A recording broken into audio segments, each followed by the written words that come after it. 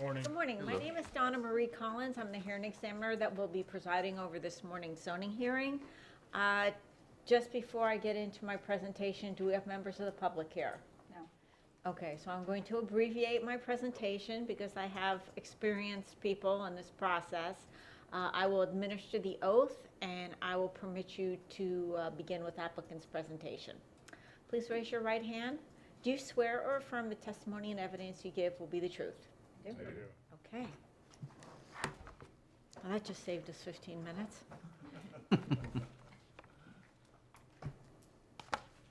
Good morning, Terry Kramer on behalf of the applicant. I'm here with Cindy Leal from Insight, Brian Smith from Insight, Jason Utley, and Barrett from Bear Paws. Those are the consultants on this project. I'd like to introduce our PowerPoint presentation as Exhibit 1. If I can give this to you. Yes, thank you. This is applicant exhibit 2. Applicant exhibit 1 is the 48-hour letter. Okay. And just real quick background, this application is for a mixed-use plan development. There's two properties. The first one is 5041 Pine Island Road, which is going to be a commercial development, and then the second is 10300 Betsy Parkway, which will be an industrial development. Those are the two properties that we're going to discuss today. Cindy will be first off to go through the presentation, and then we're here to answer any questions you may have. Thank you. Thank you.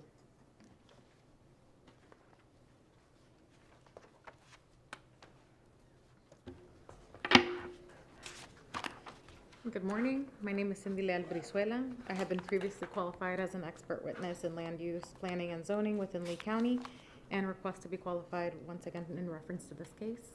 Yes, please proceed. The subject property is located at the eastern portion of Greater Pine Island, south of Pine Island Road, and east of Betsy Parkway, within the Pine Island planning community. The subject property is made up of two parcels, which create an overall flag-shaped lot. The total's almost 24 acres. The current zoning is split per the existing parcels. The northernmost, let me see if I can, this part here, which abuts Pine Island Road, is zoned C1A, and the southern parcel, which abuts Betsy Parkway, is zoned Ag 2. This request is to rezone both parcels to the mixed-use plan development zoning district to allow for 40,000 square feet of commercial and 250,000 square feet of industrial land uses. This slide shows the existing zoning surrounding the property. Immediately to the north, east, and west, we can see that there is commercially zoned properties. There's also industrially zoned properties here on Pine Island Industrial Park. And the properties that are, this corridor is generally considered the gateway to Pine Island and features a wide range of support uses and services. There is also residential development in the TFC2 zone properties. That is annotated in the yellow here.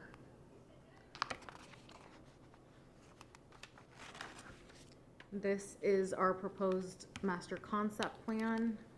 I'm just going to run through this, which has been annotated in different colors to show buildings, commercial buildings being in red. These are the new proposed buildings. This is also in the commercial tract, but it is an existing building. In the green, we have indigenous wetland restoration and preserve area, and the yellow dashed line is a 50-foot wide aquatic preserve buffer. We have in the purple anything that is considered industrial or storage, essentially. Covered storage or open storage is annotated here. The light blue is the lake for water management. And then what we have in the darker blue would be pretreatment areas, so most likely dry detention would be occurring along those sides. This is a zoomed in version of the commercial tract. It shows the configuration a little bit more clearly. As I mentioned, this is an existing commercial building. There is some parking that exists along this area here, and we are proposing additional parking on this side as well as the commercial building here. More parking, another commercial building, and again the configuration is due to the flag shape of the lot. Further down, you would be able to access the industrial portion of the site, which abuts the Pine Island Industrial Park. And again, these areas are essentially covered storage or open storage, with potentially any kind of mix of industrial uses to kind of be more compatible with the uses to the south. And with that, I would like to turn this over to Mr. Barrett Stedgall to discuss the flux and all sorts of environmental things.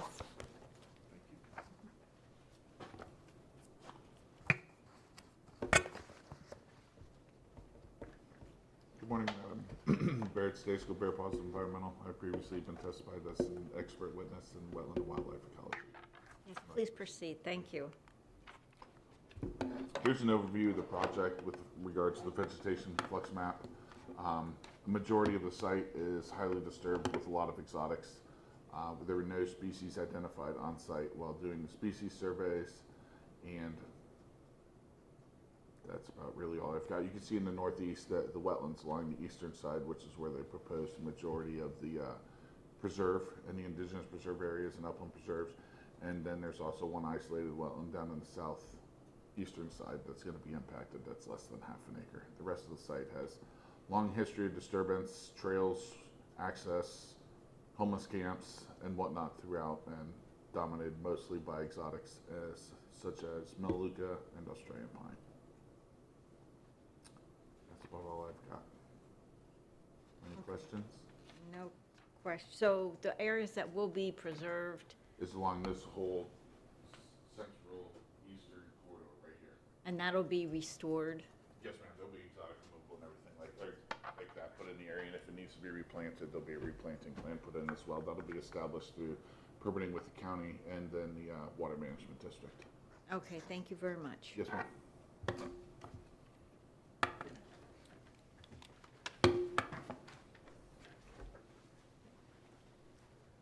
Good morning, Jason Utley. I have not presented here. It's been a long time since I've seen you. Hope you're doing well.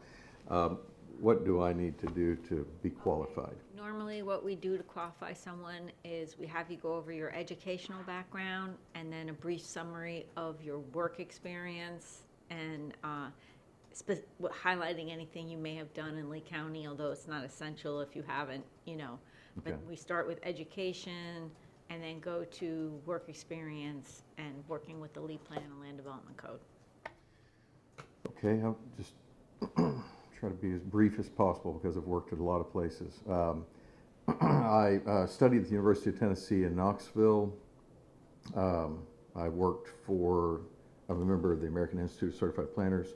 I worked for the Atlanta Regional Commission. I worked for DeSoto County. I worked for Charlotte County. I worked for the Southwest Florida Regional Planning Council that deals with DRIs in Lee County in the region.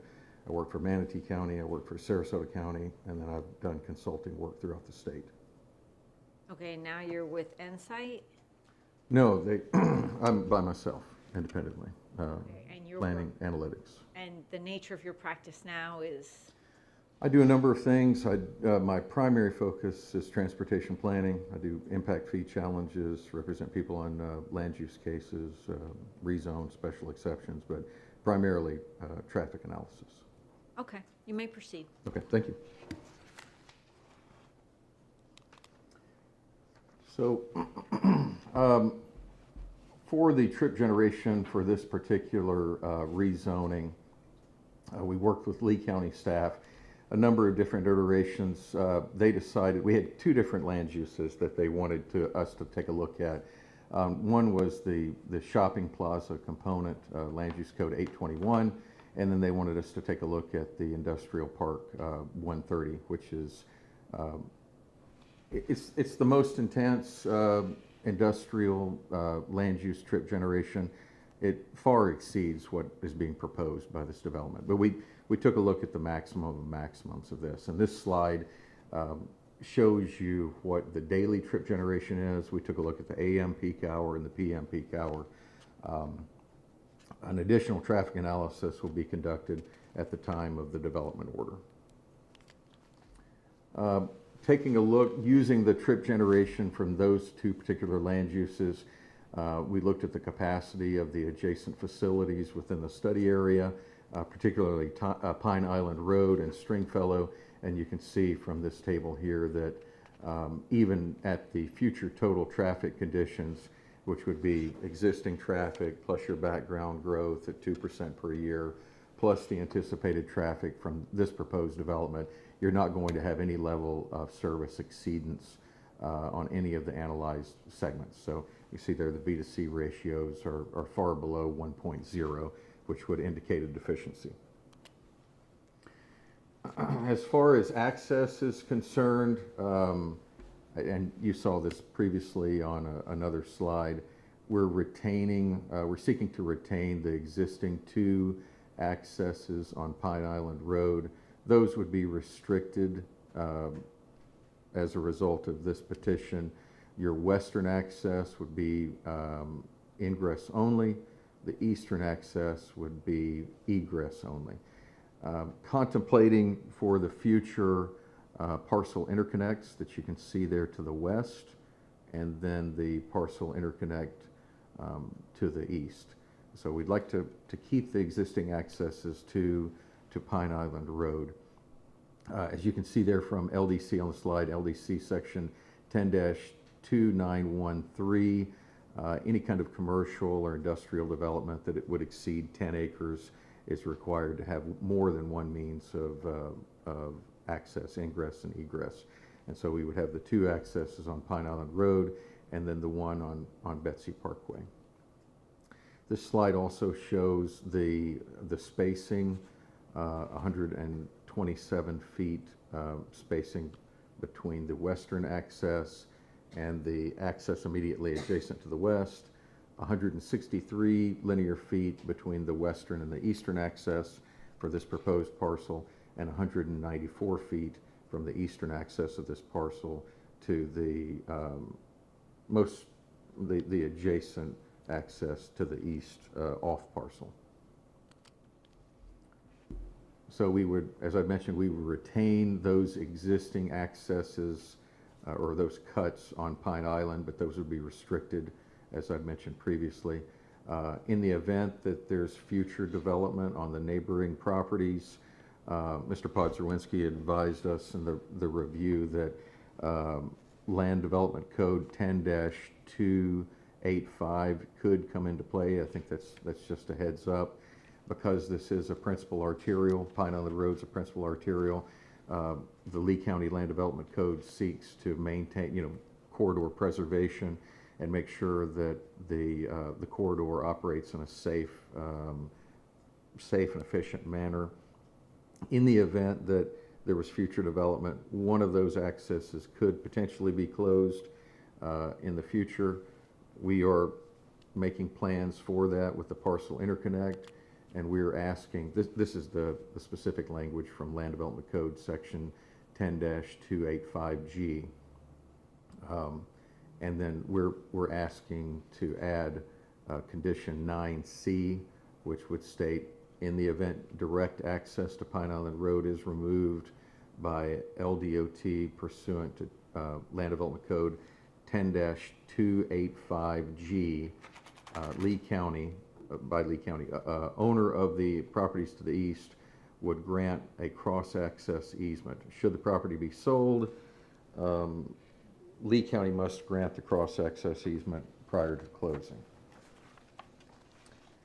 And do you have any questions for me regarding traffic? Yes.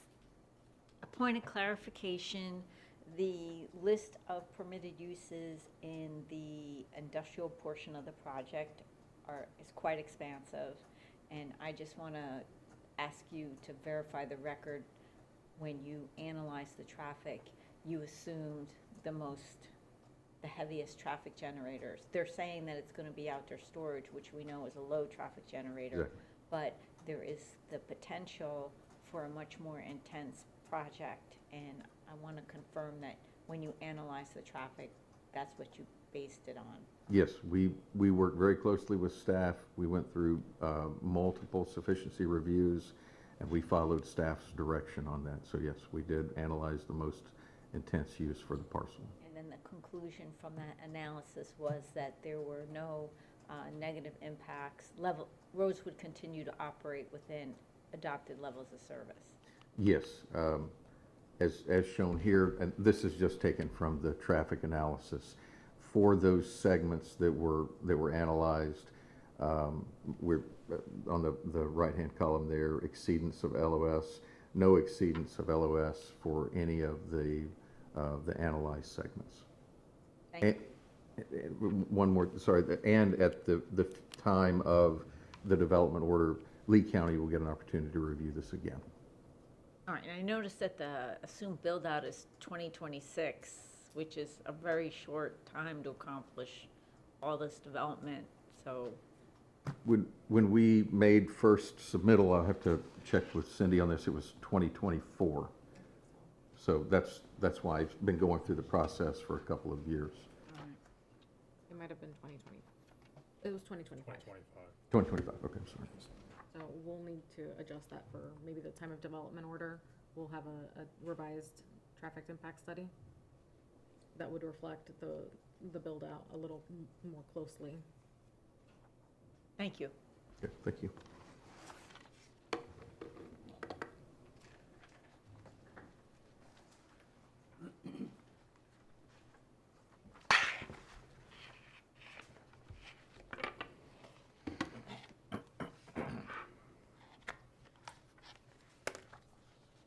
Okay. I'm gonna briefly go over lead plan consistency. The first policy I'd like to discuss is policy 1.1.4, which is the urban community future land use. This is characterized by having a mixture of relatively intense commercial and residential uses. The predominant land uses in this category are described as residential, commercial, public, and quasi-public with limited light industrial. Consistent with this FLU designation, the principal uses proposed are commercial and industrial. The schedule of uses further identifies specific uses which would allow for a viable mix to support the economic development in Pine Island. Objective 2.1 pertains to development location and promotes contiguous and compact growth patterns, which would be achieved through the rezoning process to contain urban sprawl. The proposed rezoning is contiguous to existing development and has a compact configuration as further depicted in the companion MCP. The master concept plan shows development internal to the site while promoting open space along the property's eastern perimeter. Objective 2.2 pertains to development timing and directs new growth to those portions of the future urban areas where adequate public facilities exist. Consistent with this objective, the proposed rezoning is in a future urban area and has readily available public facilities such as water, sewer, vehicular, and pedestrian access, and proximity to Pine Island Fire District Station Number 1. Standard 4.1.1 requires that any new single commercial or industrial development in excess of 30,000 square feet of gross leasable floor area connect to a public water system. The subject property is not located within the future water service area of LCU per map 4A, but is located within the Greater Pine Island Water Association water franchise area. This entity confirms potable water availability. Similarly, standard 4.1.2 requires that any new single commercial or industrial development that generates more than 5,000 gallons of sewage per day must connect to a sanitary sewer system. The subject property is located within the future sewer service area of LCU per map 4B. This entity confirms sanitary sewer availability. Standard 4.1.3 requires that land uses and structures are well integrated, properly oriented, and functionally related to the topographic and natural features of the site. Consistent with this policy, the site underwent an environmental assessment, which determined that few on-site wetland areas, as well as the rare and unique habitat made up of pine flatwoods, were both heavily infested with exotic vegetation. Site improvements are required for the property to be developed and will include the removal of exotic vegetation, as well as preservation of native species through the required aquatic preserve buffer and open space regulations. Both open space and the aquatic preserve buffer will be clustered along the eastern property where abutting the Buttonwood Preserve. Goal 6 of the LEAP plan regulates commercial land uses. This goal is inclusive of policy 6.1.4, which requires compatibility with existing land uses. Policy 6.1.5, which requires commercial developments to be designed to protect the traffic carrying capacity of roads and streets. Policy 6.1.6, which requires appropriate landscaping, open space, buffering, and architectural standards.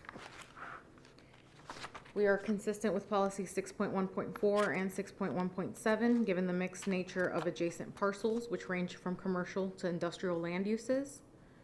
The applicant's TIS also supports policy 6.1.5, which reiterates that the adjacent street network's level of service will not fall below current standards. And policy 6.1.6 is reiterated on the companion master concept plan, which depicts landscape buffers and open space areas. Architectural standards will be addressed at time of development order. Goal 7 of the LEAP plan addresses industrial land uses. Policy 7.1.1 has 5 different factors which are taken into consideration for industrial rezoning. These include compliance with local, state, and federal air, water, and noise pollution standards, noise compatibility when adjacent to residential areas, bulk storage or production of hazardous materials, and contamination of ground or surface water. The 5th factor is specific to items which were evaluated throughout the staff review process and include air emissions, environmental and natural resource impacts, surrounding land uses, water quality and water needs, employment characteristics, fire and safety, noise and odor, buffering and screening, transportation facilities and access points, access to major thoroughfares, rail, air, and water, utility needs, and sewage collection and treatment. The proposed rezoning's industrial tract has been evaluated to consider all of the above. Additionally, the companion schedule of uses has been tailored to remove any potentially detrimental uses from the site. Policy 7.1.2 through 7.1.7 further addresses procedures, location for industrial uses, timing and location of industrial development, adequate buffering and screening from any residential uses, and the prohibition of industrial traffic through residential areas. Consistent with policy 7.1.2, the request is being pursued through the plan development process due to the underlying urban community future land use. The location and timing of the industrial land uses is consistent with the character of the surrounding uses, which include an industrial park to the south of the site. Adequate buffering and screening is being proposed as depicted on the master concept plan, and no industrial traffic is proposed through residential areas. Goal 24 of the LEAP plan is specific to the Greater Pine Island community. This goal was crafted to maintain the island's unique natural resources, rural character, and coastal environment, support the viable and productive agricultural community and other local businesses, and to protect the public health, safety, and welfare of the island's residents and visitors when a hurricane strike is imminent. Policies within this community plan include the requirement for a 50-foot wide aquatic preserve buffer, which is noted on the companion MCP, as well as the preservation of environmentally sensitive areas and monitoring traffic levels to ensure safe hurricane evacuation. The request is also consistent with policy 24.4.1 and 24.4.2.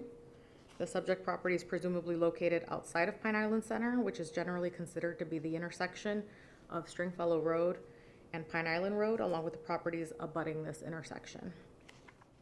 Commercial development located outside of Pine Island Center but within a future urban land use category should be minor commercial, which is further described in LEAP Plan Policy 6.1.2, and should serve the day-to-day needs of local residents and island visitors.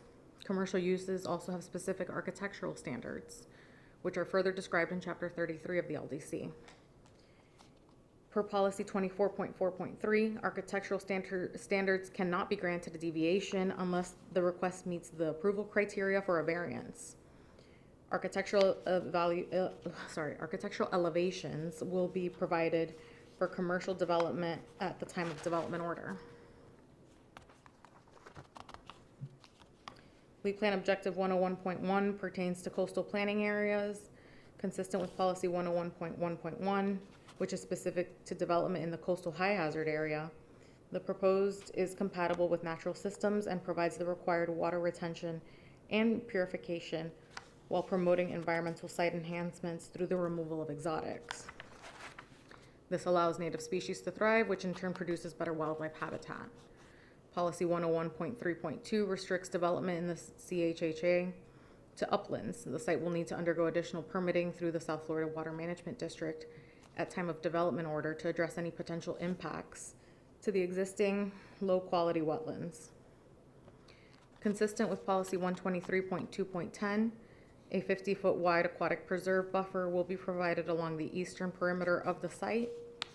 Objectives 124.1 and 125.1, as well as Policy 125.1. Okay, start that one again, please. Sorry. Objectives 124.1 and 125.1, as well as Policy 125.1.2, Objective 126.1, and Policy 126.1.4 pertain to wetland functions, surface and groundwater quality, water supply and flow. The proposed MCP features conceptual lakes for water storage and filtration. However, additional permitting through South Florida Water Management District will be required to ensure no degradation of surface or groundwater quality takes place during development order permitting. And that brings us to rezoning criteria. The criteria for rezonings require compliance with the LEED plan, which we have just presented, and it is summarized on this slide. The criteria also requires meeting the code or qualifying for deviations. Only one deviation has been requested, and it was done to promote public health, safety, and welfare. The criteria for rezonings also requires compatibility with existing and planned uses, which has also been addressed through this presentation. The criteria in D and E pertain to access and impacts on transportation, which have also been addressed. Additionally, another TIS will be needed at time of development order once uses are determined along with their respective intensities. Criteria F considers environmental factors, which have been presented as well. In addition to removing the exotic infestation on the site, a 50-foot wide aquatic preserve buffer will be provided to further protect off-site preserve areas. Criteria G requires urban services for properties within a future urban area category. And consistent with this criteria, letters of availability have been received from Greater Pine Island Water Association, as well as Lee County Utilities. Additional criteria for planned development rezonings includes ensuring the proposed use or mix of uses is appropriate at the proposed location. The commercial land uses proposed on the northern tract abut commercial zoning and land uses and are adjacent to Pine Island Road, which is a county-maintained arterial. Similarly, the industrial tract proposed on site abuts industrial land uses to the south. Criteria B under this section requires that the recommended conditions provides sufficient safeguards to the public interest. We are in agreement with staff pertaining to the proposed conditions for development. Criteria C addresses deviations. For this project, we have requested one deviation, which is specific to connection separation distances and has been requested to promote safety. The MCP depicts parking lot interconnections to both the eastern and western parcels abutting the commercial tract along Pine Island Road. Additionally, the request is consistent with LDC section 10-2913, which requires more than one means of ingress-egress for commercial or industrial developments in excess of 10 acres. That concludes the applicant's presentation. Given the evidence provided throughout this presentation, we respectfully request a recommendation of approval for DCI 2025-00003 and welcome any questions or comments from the hearing examiner or staff. Do you have any questions? No, ma'am. Okay, I'm gonna take like a 5-minute break and then we will resume with staff's presentation. Okay, thank you.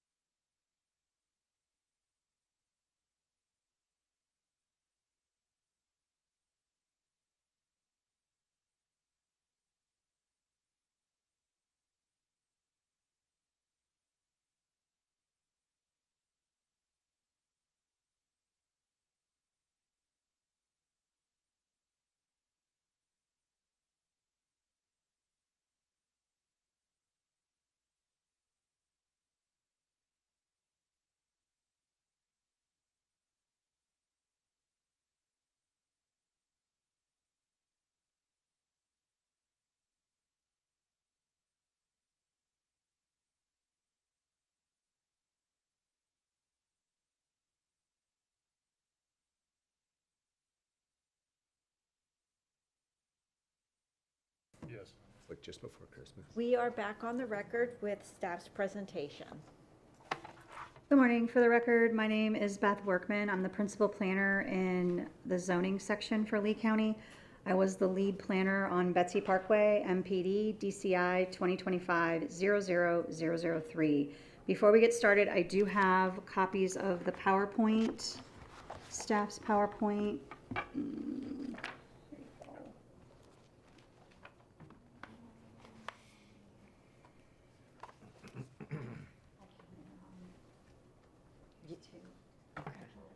I'll make you a copy. Okay. And then I have one thing that I normally don't do, but I want to just put into the record. Within the staff report and the expert witness list had the director of DOT, Rob Price. Actually, I'm going to butcher it. On Pete. John Pete Podazawinski is the one who reviewed deviation 1 and has been in contact. And a long time ago, he was accepted as an expert in this forum, but we want to update it. I have his resume on file. Updated resume. Yes, I have a resume. So, okay, your PowerPoint is Staff Exhibit 3. And thank you for the extra copy, I appreciate it. And Staff Exhibit 4 is an updated resume for John P. John Podzerwinski, AICP, CTP for the record. Podzerinsky? Yes. Well, that looks intuitive. I was thrown off by the CZ. Good job pronouncing it. And we have no issue with him being added to the witness list for the county. Just put it on the record. And I don't know if at this time you want to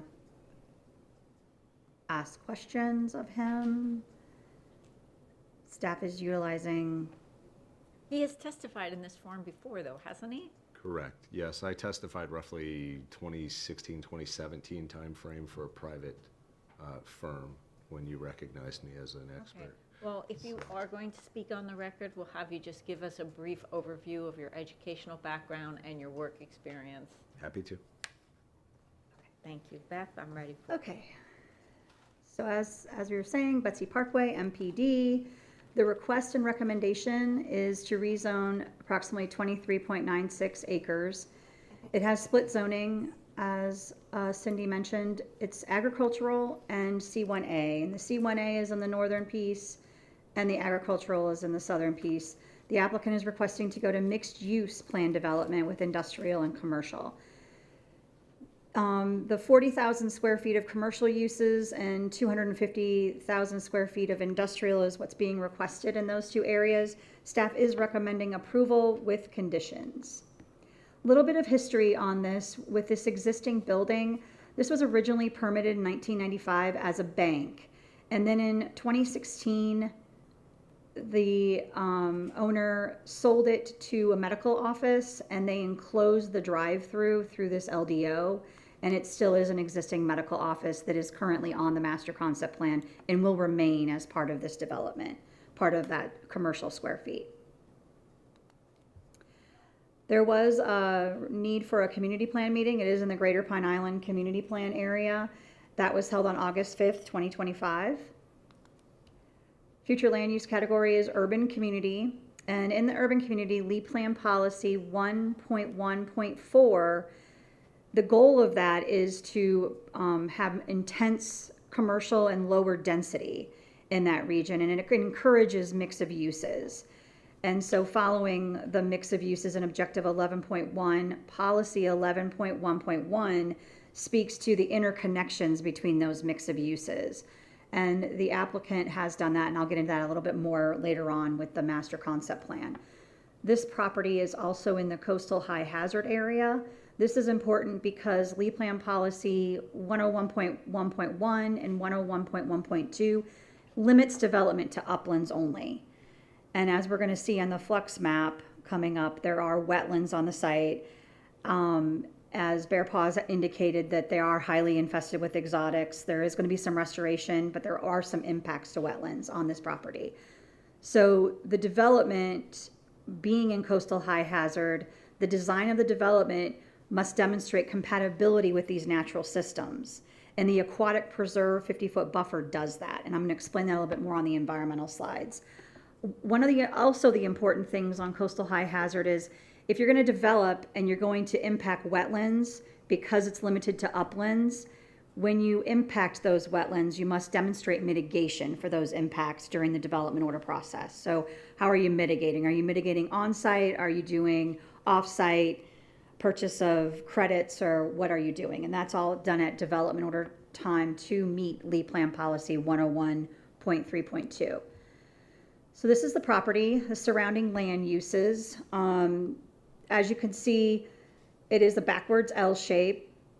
As you work towards the west, there's intensification as opposed to the east. So you have the Pine Island Road, which is an arterial road maintained by the county. You have the public Scaloosa development pod. It has out parcels that are not developed yet. And then further to the west, you have general commercial, some industrial. There is some residential in here in this 2-family conservation. And then as you work, you get into the CPDs and then the four corners of the entranceway to Pine Island, the gateway to Pine Island. So this is not considered part of Pine Island Center? It is within the center facility, but it's not part of that, what Scaloosa went through with the limitations and things. It's outside of it. So to the south is the industrial park that is existing. This industrial park has a mixed bag. There's a church in there, there's a salvage yard, there's contractors and builders, and it's set up with industrial abutting the industrial portion of this rezoning. I was just out there yesterday, so I have a good feel for that. And then the important part of this whole rezoning and the protection to meet the coastal high hazard policies as well as the aquatic preserve policies is the eastern portion, which we're going to get into a lot because this is environmentally critical. And it is part of the aquatic preserve because of the way that the policy is written to protect tributaries of the aquatic preserve and wetlands that support the aquatic preserve. So we'll get into a little bit about the restoration that needs to go on in that 50-foot aquatic preserve buffer.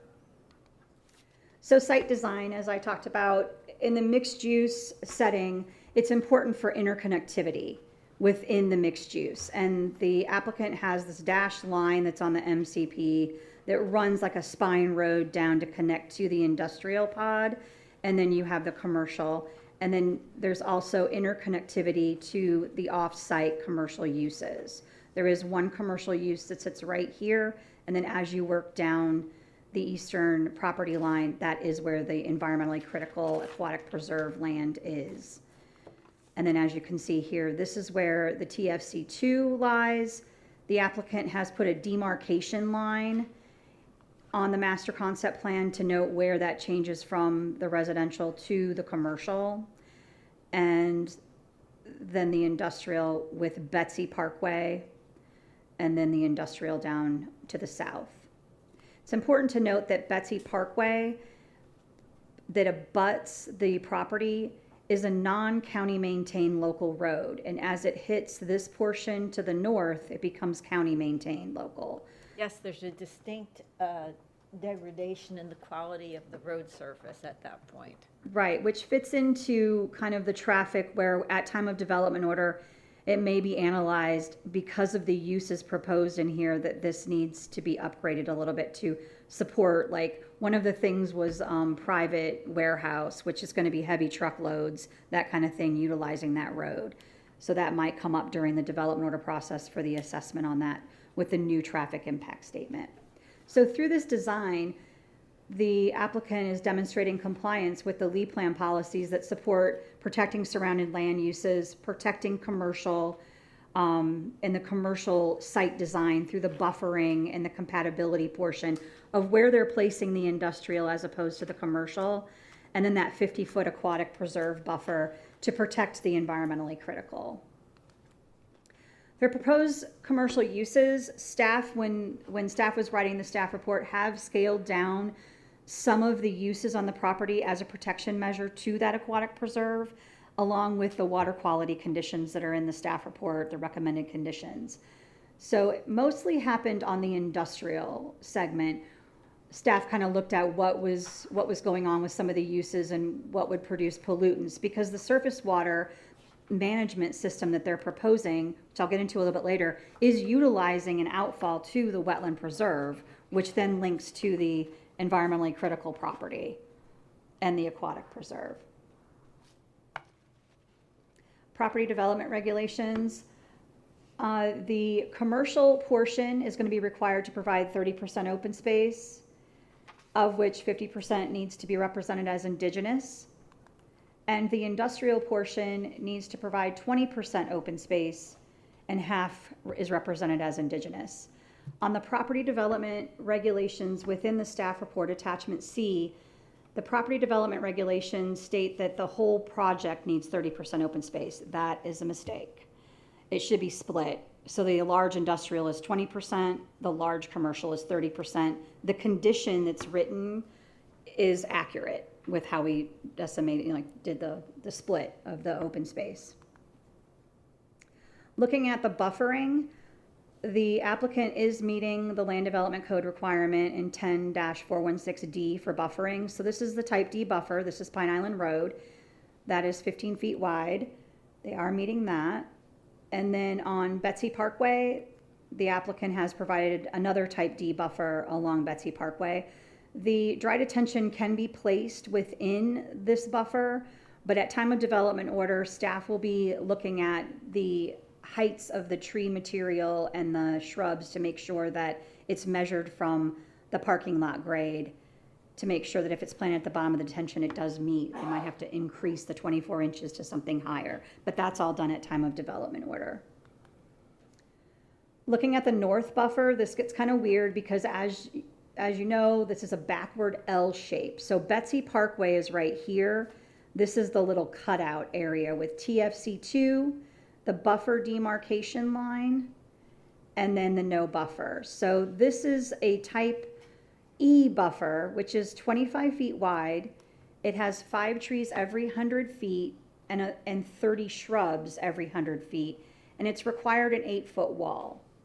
The applicant can use the covered storage wall part of the building as the buffering. Otherwise, they're going to have to put an 8-foot wall in if this is open storage. And they'll have to follow the open storage code in 34-3005 for screening from residential at 8 feet tall. Looking at the west buffer, this is the buffer. Can we back up? Oh, yeah, sure. So where does the wall requirement start? It begins where the TFC2 zoning is? Yes, so the applicant has provided a buffer demarcation line right here. There's a little hatching. And so everything to the west of that is going to be that E buffer, which requires the 8-foot wall. If the applicant does open storage, it will require an 8-foot wall as well to be screened from the residential, 6 foot from the right-of-way, 6-foot tall wall from the right-of-way, and that's in the land development code. Okay. So looking at the other western property in that cutout, so Pine Island Road is to the north, and then this is the western buffer that abuts all this commercial, and then you have the interconnect and all the commercial buildings that they're proposing.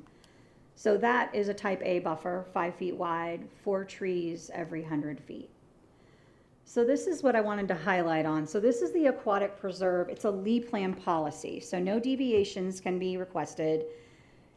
The applicant must demonstrate compliance with the 50-foot aquatic preserve buffer when the development is adjoining the state aquatic preserve or associated wetlands. That's how this qualifies for that. The aquatic preserve is further to the southeast, but these are all associated wetlands that support that aquatic preserve. This wetland right here will tie into the wetland off-site, and the applicant is utilizing the stormwater pond that's down here to drain into the preserve and allow for pre-treatment on the site. I'll get into the surface water a little bit later, but what I wanted to point out with at time of development order, the applicant is going to have to demonstrate that they have the 50-foot buffer. If they're going to impact the 50-foot buffer, which along the south, they get into a little bit of impaction. If it's less than 1.5 acres of impacts to wetlands, they can utilize the criteria to do a lesser, but they have to follow all this criteria. And the applicant has provided the justification of what they're doing with the wetland impact of 0.46 acres, so it is less than 1.5. And then they give the calculation for the restoration that's required as part of the created on-site wetland area. So this policy is saying you have to do a 50-foot wide buffer, but if your site, your development cannot accommodate that buffer, you can tap into this criteria as long as you're not impacting more than 1.5 acres of wetlands, which is what they're doing. There's not a formal JD on this, a jurisdictional wetland determination, so this number may change depending on what comes back from either the formal jurisdictional wetland determination or the environmental resource permit. But it's in the Lee plan and they'll have to demonstrate compliance with that. So with that, staff provided conditions. So the indigenous management plan is going to have to demonstrate that the applicant or the successor is meeting Lee Plan Policy 24.1.5, which is what I presented on the previous slide, and that the aquatic preserve buffer meets the restoration plantings for that policy. And as you can see here, this is the commercial piece. This is the demarcation of commercial versus industrial. And so this is the 50-foot in a hatch coming all the way down. There's our demarcation. And then the 50-foot hatch comes all the way down. There's an upland buffer that's around this portion. So that will need to be determined where they've impacted wetlands, what that restoration looks like to meet that policy, in addition to meeting the indigenous criteria to get the indigenous open space for the open space requirement. For a large part of the eastern boundary, though, this 50-foot setback line falls within this greater open space area that they've provided. Yes. So then where it gets dicey is at the southern end. Yes. When it's Ooh. involving uplands and potential wetland impacts. Yes. And there's on this map here, it shows this crosshatch shows the wetland impacts, which is not occurring down here. It's occurring in here. So the applicant has demonstrated, in addition to the listed criteria above, they must create on-site wetland area. The created wetland area must be the following, and it gives the calculations, which is what this does here. And that can go, so the 50-foot is marked on the master concept plan for the buffering, but outside of that 50-foot could be the creation area that could double as the indigenous restoration as well. So there's like two things going on, indigenous open space and then the aquatic preserve criteria. Thank you. And this is the master concept plan from the 48-hour letter, just so I marked that, because some things changed, because we were reviewing this as a type F buffer, but then the wetlands joined with the aquatic preserve. So the open space, we've kind of already hammered out. They are meeting the open space criteria in the indigenous. There were no protected species found on the property. There was a bald eagle nest declared lost per LDC section 14.112, and through the Eagle Technical Advisory Committee declared it lost. And it was on the adjacent property over in here. The applicant is proposing to preserve 2.71 acres of saltwater marsh wetlands to meet the indigenous and also the aquatic preserve. There is an impact to wetlands, and there's no formal JD. So at time of development order, they're going to have to justify any mitigation as well as through the saltwater credits that they might have to purchase through that impact to those wetlands. And they'll need an ERP at that time. They're going to need an ERP as well, which is all goes back to meeting the coastal high hazard policies for focusing your development in upland when you're in the coastal high hazard. So conditions, we've already kind of gone over the indigenous management plan condition, the aquatic preserve condition, And this is our standard coastal high hazard condition that we put on projects that are in the coastal high hazard. And all of this is saying is the developer or successor must demonstrate compliance with the proper permits at the state level to impact wetlands within coastal high hazard. Surface water management, I kind of mentioned there's dry detention that's occurring around Betsy, Parkway, and to the south that then is a pretreatment to end up into the lake structure, controlled, and then outfalling into the wetland preserve. The Natural Resources staff report touched on this a little bit about water quality requirements and monitoring of the water quality to feed into the surface water management, especially because of the uses that were being proposed. We limited as much as the harsh uses that we could within the staff report, but we also have some on there that may or may not be a detriment. I know that Ms. Brizuela in the 48-hour letter wanted to keep lawn and garden on there, and that is a potential for herbicides, pesticides, that kind of thing.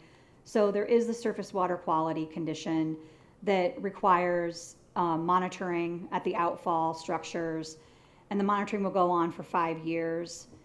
And if the applicant or successor wants to get out of portions of that water quality monitoring, they can do a contingency plan with Natural Resources. So traffic, What if yes. later down the road they bring in a nursery operation? They're allowed to do, it's a garden center, so they're allowed to do that in the schedule of uses that Ms. Brizuela put together in that 48-hour letter. This condition was written under the duress that all of the conditions that were in the original application were going to stay in the staff report. Staff limited some of the uses.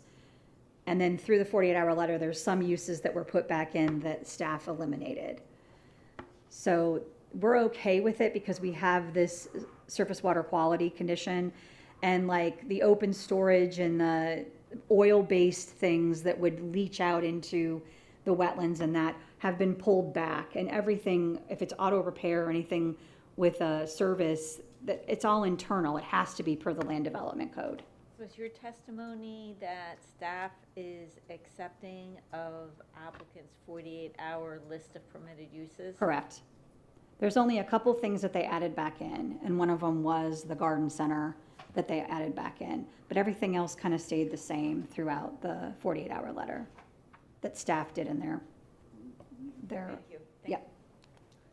So the traffic impact statement, the moral of the story on that is that these uses, the industrial park in the ITE was extensive, and it covered what the industrial park was going to provide in that southern location. So with or without the project, the road system can support the development. One of the things for compatibility was this deviation, and I've kind of separated each section so it's kind of clear. This is 127, so this is this part because they're all lumped in one deviation. So this is 127. It's 440 feet is what's required. And they would like to go to 127 feet in this location with the arrows, 163 in this location, and 194 in this location. Staff provided condition 9. And in the 48-hour letter, there's a strike of 9B. And then today there was an added portion to that condition. If we keep that, there's a C portion. And I want John P. to go over that a little bit more. There has been dialogue that John has done with DOT staff through emails to me that I forwarded to the applicant with looking at this condition and 10-285. And I'll let John kind of speak to that because he reviewed that. And I do have the email for you. Staff Exhibit 5.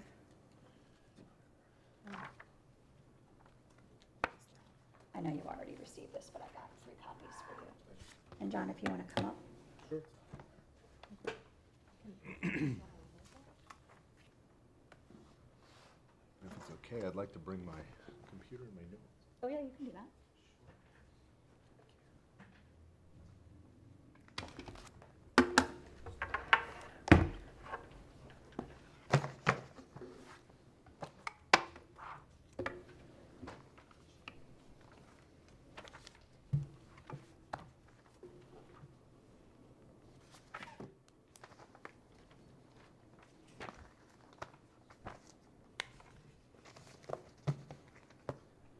Okay, so good morning, John Podzerwinski, AICP CTP certificate, for the record. Little brief background on myself to establish my professional credentials. I am currently the principal transportation planner for Lee County, have been for roughly the last 6 months. Prior to Lee County, I have worked for the Florida Department of Transportation as a planning supervisor in District 4. I worked in the private industry for David Plummer and Associates, which you may recognize as a local firm. And prior to that, worked for both Collier County government and transportation planning for over a decade, and also South Florida Water Management District and right-of-way review. Spanning roughly about 23 years or so in Florida with experience primarily in transportation and right-of-ways. Prior to that, educational experience was in engineering at University of Michigan Dearborn undergraduate, construction management at Eastern Michigan University undergraduate. Neither of those resulted in a degree. Came to Florida, finished my degree in environmental and sustainability at Florida International University with Bachelor of Associates. Okay, any questions on qualifications? No, you may proceed. Great. So today, just want to talk briefly about the Transportation Condition 9 and the requirement for interconnection to the adjacent parcels. The recognition of the proposed deviation was to essentially recognize the existing driveways at the site, limiting their existing location, which is non-compliant with the current LDC Section 10285, which does require 440 feet spacing on arterial roadways, which Pine Island is an arterial roadway. I captured this on my notes really quick. It's an arterial roadway, county maintained with a 40-mile-an-hour posted speed limit in this area. With the 440 spacing, obviously these driveways don't meet, and one of the other requirements of the LDC meant to address issues like that is it's actually 10295, LDC section 10295, which requires street stubs or adjacent property interconnection, which was required during the review of this project. One of the conditions that was stated on this was in the event neighboring properties developed to the east and west, the Director of Department of Transportation or the designee may decide to close one or both access points on Pine Island Road to comply with LDC 10285. LDC 10285 has a subsection G, which does retain the right for the county to modify or, let's see the language here, right and authority to modify or restrict access. So that was what that condition was in recognition of, was essentially to notify the applicant that if adjacent parcels do develop and we do need to, if we do find a safer access point via those adjacent parcels, that we would exercise closure or modification of one of these access points in favor of a safer location that is more compliant with 10285 for access spacing. That's in essence what that was about. During the 48-hour letter, we received notice that the applicant wished to strike or modify portions of Transportation Condition 9. We would be okay with striking Condition B if that's still proposed. If you'd like to retain it, it's still just a notification statement. The LDC is still expected to apply to this and to adjacent parcels. That does transition into the proposed 9C that the applicant has offered. 9C, and do I need to forward this to go to 9C? No, I don't have mine. Okay. I have it right here on a piece of Got it. paper. I'll read that into the record real quick. So 9C is proposed language that states, in the event direct access to Pine Island Road is removed by LDOT, Lee County DOT, pursuant to 10285G, Lee County, owner of the properties to the east, will grant a cross-access easement. Should the property be sold, Lee County must grant cross-access easement prior to closing.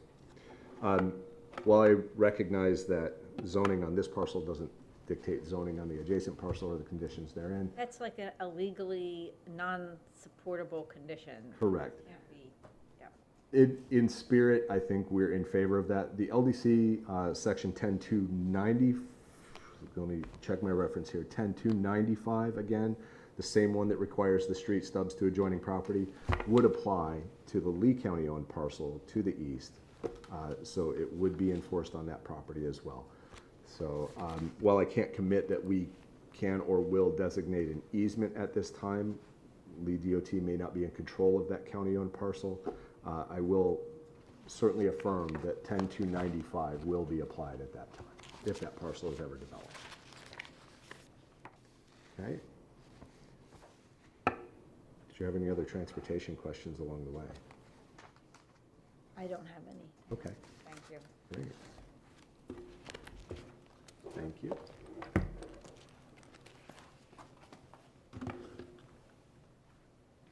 Thanks, John B.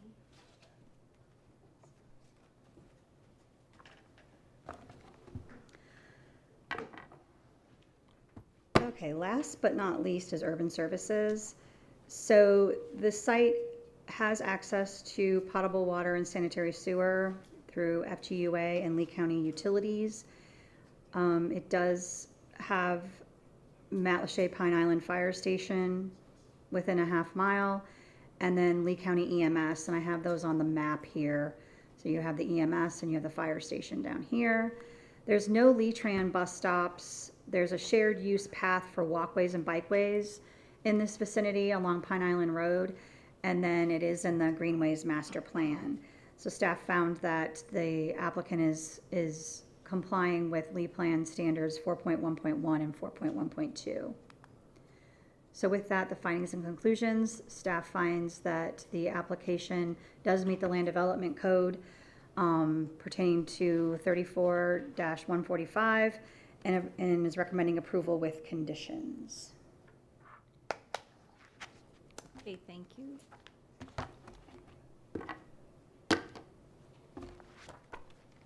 I'm again verifying no members of the public. Cindy, would you like to make some concluding remarks, or? I think Mr. Kramer would like to. I just want to address the conditions 9B and then the one we added is 9C. We're fine with, if the county's okay with it and you, Madam Hearing Examiner, are okay with it, to strike 9B and C, because it seems that it's already addressed in land development code, so it really isn't a condition. I mean, B is under 10285 and C, it sounds like it's addressed under 10295. So I think that covers us to not even have those as conditions. That's our request. Other than that, we're good.